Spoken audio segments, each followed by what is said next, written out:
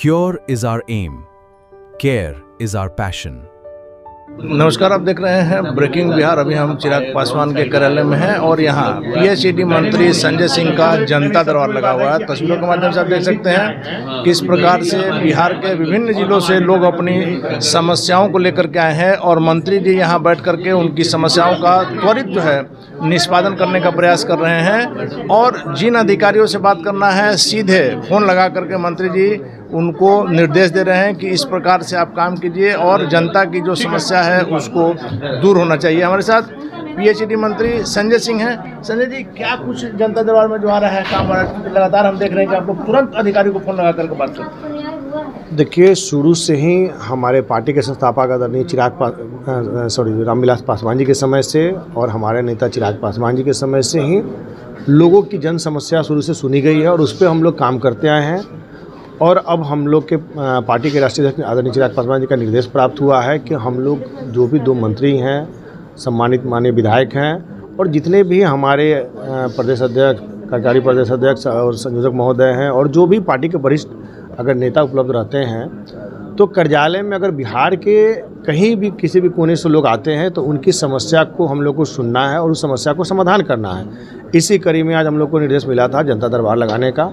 आज हम लोगों ने जनता दरबार लगाया है और पूरे बिहार के कोने कोने से लोग आ रहे हैं, उन समस्याओं को हम लोग सुन रहे हैं और सुनकर उस समस्या को समाधान कर रहे हैं। जैसे अभी आप ट्रैफिक एसपी बेगूसराय को लगाया। हाँ, बिल्कुल उस प्रकार से। इसके पहले भी हमने पटना डीडीसी को भी फ़ोन लगाया था और कई सारे पदाधिकारियों को फ़ोन लगाया है और हमने कहा है कि किसी भी आदमी को किसी प्रकार की दिक्कत नहीं होनी चाहिए और जो सही हो आप उसकी जाँच करा लें और उसके हिसाब से आप निर्णय लें और जो सही चीज़ जांच में आती है उसके हिसाब से आप कोई भी कार्रवाई करें। एक और चीज़ हम देख रहे हैं कि आप लोग सबका रिकॉर्ड रख रहे हैं कि जो भी लोग फरियादी आए थे इसके बाद उसका जो आवेदन था उस पर क्या कुछ करना होगा।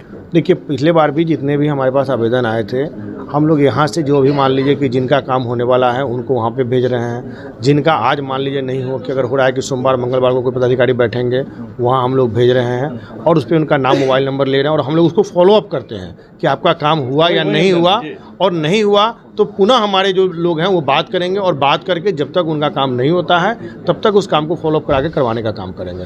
मंत्री जी, एक और बात सामने आ रहा है, जिस प्रकार से शाहपुर में भरत तिवारी का जो हत्या, हालांकि पुलिस इनकाउंटर कर रही है, उसमें बीजेपी के ही बड़े नेताओं ने, आपकी पार्टी ने भी, सभी लोगों ने यह कहा है कि यह गलत हुआ। आखिर कौन दोषी है इसमें?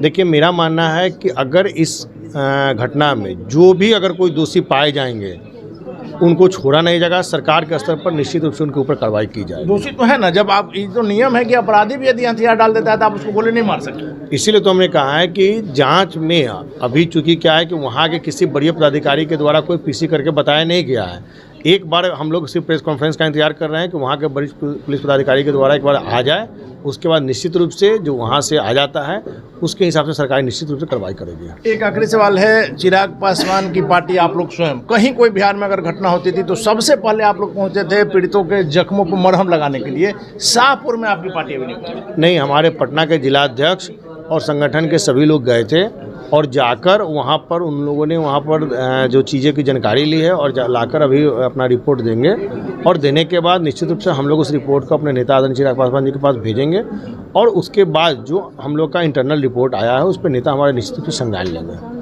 देखिए, तो सबसे बड़ी बात है कि यहाँ सिर्फ आवेदन लिया नहीं जा रहा है, उसका सही अर्थों में निष्पादन भी किया जा रहा है। और भरत तिवारी हत्याकांड में सीधे तौर पर कहना है कि जो भी दोषी होंगे वो बख्शे नहीं जाएंगे। क्या कुछ होता है भरत तिवारी मामले में देखना काफ़ी महत्वपूर्ण होगा। फिलहाल अपने रहे ब्रेकिंग न्यूज़।